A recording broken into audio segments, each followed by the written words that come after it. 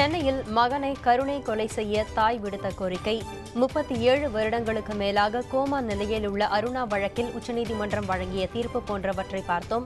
கருணை கொலை தொடர்பான கோரிக்கைகள் எழ என்ன காரணம்? மனநலம் குன்றியவர்களை அதிலிருந்து மீட்டெடுக்க முடியுமா போன்றவற்றை இனி பார்க்கலாம்.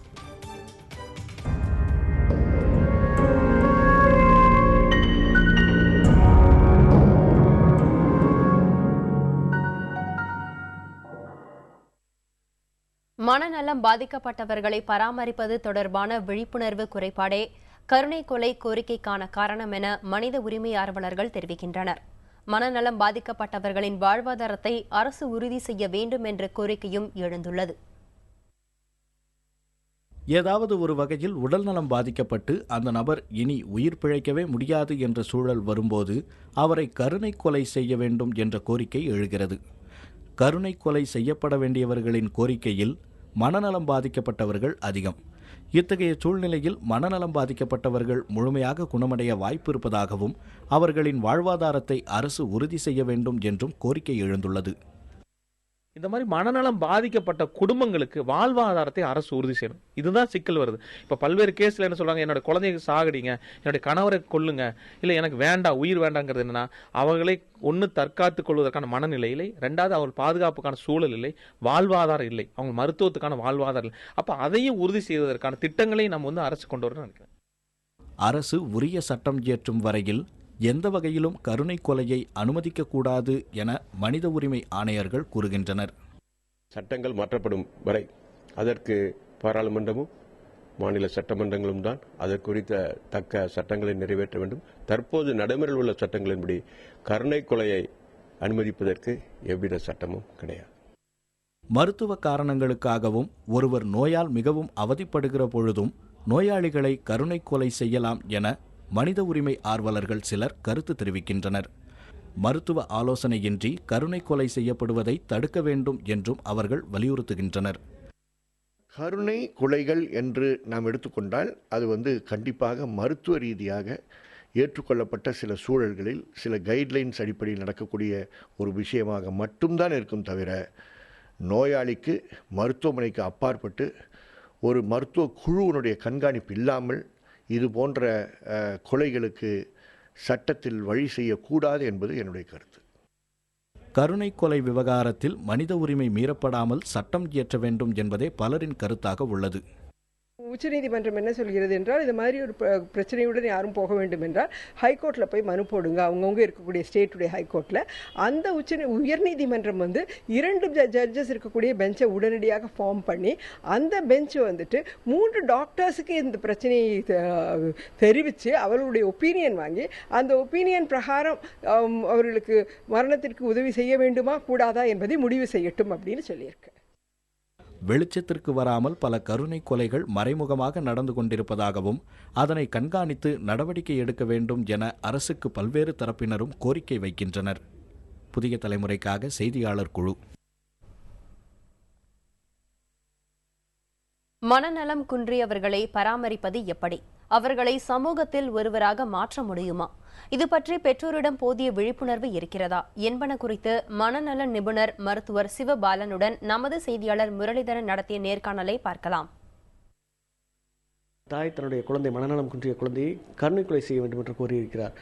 மனநலம் குன்றி இருத்தல் அல்லது மனநோய் ரெண்டுமே ஒன்றா? இதனை எப்படி தடுக்க முடியும்? மனநலம் குன்றி இருக்கிறதுன்றது வேற, மனநோயின்றது வேற. ரெண்டுமே வேற வேற பிரச்சனைகள். மனநலம் குன்றி இருத்தல் என்பது பெரும்பாலான நேரத்தில் பிறவியிலிருந்தே வரக்கூடியது. இல்லை ஒரு 2 வயசு 3 வயசில் ஒரு மூளை காய்ச்சலுக்கு அப்புறமோ இல்லை வலிப்பு நோய்க்கு அப்புறமோ கூட மனநலம் குன்றியது வரலாம். மனநலம் குன்றியதுக்குன்னு ஒரு தடுப்பு முறைகள்னு பார்த்ததுன்னா, ஒரு பிரசவ காலத்திலேயே ஆரம்ப காலகட்டத்திலேருந்து ஒரு ரெகுலராக போய் டாக்டர்கிட்ட செக் பண்ணுறது, ஒரு ஊட்டமான ஆகாரத்தை சாப்பிட்றது, தேவையில்லாத மாத்திரைகள்லாம் அவாய்ட் பண்ணுறது, இல்லை ஏற்கனவே ஒரு மனநல குன்றிய குழந்தை வீட்டில் இருந்ததுன்னா சில ஜெனட்டிக்கல் கவுன்சிலிங் மூலியம்லாம் பண்ணி ஒரு ரிஸ்க் இருக்கா இல்லையான்றதை கண்டுபிடிக்கிறது மூலியமாக இதெல்லாம் தடுக்கலாம். இதுக்கு வைத்தியம்னு பார்த்தோம்னா இந்த குழந்தைய ட்ரெயின் பண்ணலாம். அதோட டே டு டே ஆக்டிவிட்டீஸில் அதோட தேவைகளை எப்படி அது பூர்த்தி செய்யணுன்றதை நம்ம ட்ரெயின் பண்ணி கற்றுக் கொடுக்கலாம். மனநோயின்றது இடையில வர்றது, அதுக்கு மனநோய் முற்றிலும் குணப்படுத்தக்கூடியது, அதற்கு நிறைய மருத்துவ முறைகள் உள்ளது. இப்போ மனநலம் குன்றி இருத்தலும் சரி மனநோயும் சரி, இது பற்றிய விழிப்புணர்வு பெற்றோரிடம் இருக்கிறதா? நம்முடைய சமுதாயத்தில் பெற்றோரிடத்தில் இதுக்குரிய விழிப்புணர்வு மிக குறைவாகவே இருக்கிறது. முதல்ல இது ஒரு நோய் தான் அப்படின்றத அவங்க தெரிஞ்சுக்கணும். இது வந்து பிரசவத்தில் சில குறைபாட்டால் வரதுன்றதையே அவங்க தெரிஞ்சுக்கிறது இல்லை. இதுக்கு பல காரணங்கள்லாம் சொல்கிறாங்க. இது மாதிரி ஒரு குழந்தை பிறக்குதுன்னா கண்டிப்பாக இந்த குழந்தைய இருக்க புத்தி கூர்மையை வச்சுக்கிட்டு அதோட தேவைகளை பூர்த்தி செய்யவும் சில தொழில்கள்லாம் கற்றுக் கொடுக்கறதுக்கும் நிறைய வாய்ப்பு முறைகள் நம்மளோட சமுதாயத்தில் இருக்குது. பட் அதற்கான விழிப்புணர்வுலாம் ரொம்ப குறைவாகவே இருக்குது. ஸோ இது மாதிரி குழந்தை பிறந்ததுன்னா ஒரு மனநல மருத்துவர்கிட்ட போயிட்டு ஒரு தகுந்த ஆலோசனையெல்லாம் அவங்க பெறுறது மூலியமாக இது மாதிரி இந்த விழிப்புணர்வெல்லாம் நம்ம அவங்கக்கிட்ட கொண்டு வரலாம். இப்போ சம்மந்தப்பட்ட விவகாரத்தில் இந்த குழந்தை தொடர்ந்து சுற்றுப்புறத்தினரால் தாக்கப்பட்டிருக்கிறது. இம்மாதிரியான குழந்தைகளை கையாளும் பக்குவம் நம்முடைய சமூகத்திற்கு இருக்கிறதா? சமூகம் எப்படி நடந்து கொள்ள வேண்டும்? நிச்சயமாக இது நம்மளோட சமூகத்தில் மட்டும் கிடையாது. இந்த ஒட்டுமொத்த உலகத்திலையுமே இந்த மாதிரியான குழந்தைகளை புரிஞ்சிக்கிறதுக்குரிய ஒரு பக்குவம் சமுதாயத்தில் கண்டிப்பாக கிடையாது. இது மாதிரி குழந்தைகள்கிட்ட தான் நிறைய வன்முறைகள் பிரயோகிக்கப்படுவதாக நிறைய ஆய்வுகள்லாம் தெரிவிக்குது. இதுக்கு என்ன காரணம்னு பார்த்தோம்னா இந்த குழந்தைங்க இதெல்லாம் சொல்லக்கூடிய ஒரு மனநிலையில் இல்லை அப்படின்றதுனால தான் இது மாதிரியான ஃபிசிக்கல் அப்யூஸ்லாம் நடக்குது.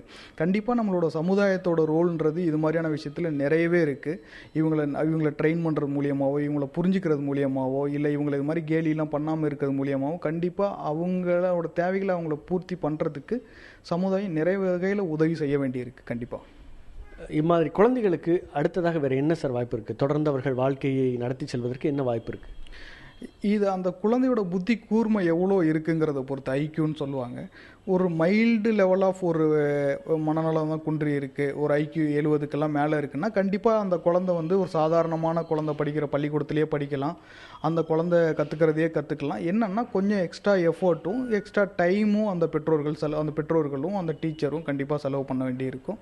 இல்லை ஐக்யூ குறைய ஒரு அடிப்படையான தேவை என்ன, அந்த குழந்தை அதோட வேலையை அதே செய்யணும். அதுக்குரியவாறு நம்ம அதை ட்ரெயின் பண்ணலாம், பக்குவப்படுத்தலாம், தயார்படுத்தலாம். இதுக்கு நிறைய கவர்மெண்ட்டில் ஹோம்ஸ்லாம் கூட இருக்குது. இதெல்லாம் சொல்லி கொடுக்கறதுக்கு ஒரு வெக்கேஷனல் ரீஹாபிலிட்டேஷன் சொல்லி அதோட வாழ்க்கை எதிர்கால தேவைகளை பூர்த்தி செய்கிறதுக்கு சில தொழில்கள்லாம் கற்றுக் கொடுக்கறதுக்கு கூட கவர்மெண்ட்டும் இல்லை NGOஸும் நிறைய ஹோம்லாம் இது மாதிரி குழந்தைகளுக்கு நடத்திட்டு இருக்கு. நம்ம அது மாதிரிலாம் அந்த குழந்தைகளை சேர்த்து நிறைய ட்ரெயின் பண்ணலாம், பயிற்று வைக்கலாம்.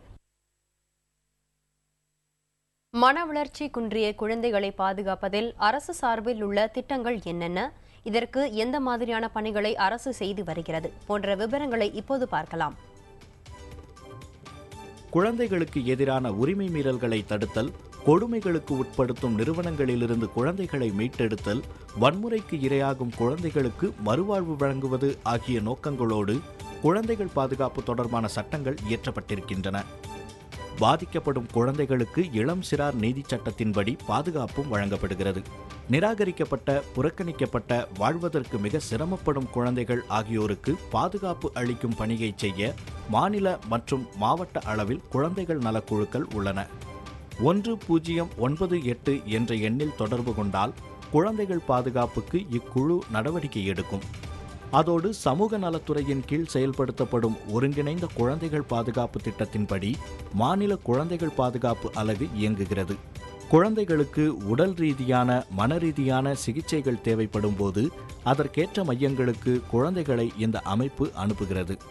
குழந்தைகளை வளர்க்க பெற்றோருக்கு வழியில்லாவிட்டால் பொருளாதார உதவிகளை செய்ய அரசுக்கு பரிந்துரைக்கிறது.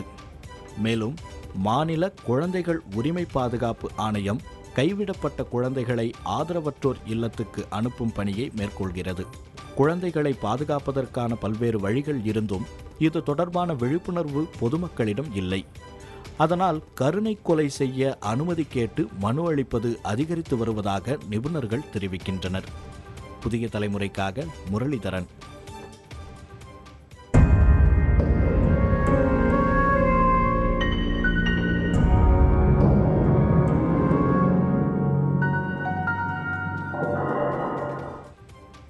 கருணை கொலை பற்றிய கோரிக்கைகள் குறித்தும் சமூகத்தில் அது ஏற்படுத்த இருக்கும் தாக்கத்தையும் பெருஞ்செய்தியாக பார்த்தோம். ஒருபோதும் கருணை கொலை பிரச்சினைக்கு தீர்வை தராது என்று நிபுணர்கள் கூறிய ஆலோசனைகளையும் கேட்டோம். உலக நிகழ்வுகளை துல்லியமாக அறிந்து கொள்ள அடுத்து வருகிறது சர்வதேச செய்திகள். தொடர்ந்து இணைந்திருங்கள் புதிய தலைமுறையோடு.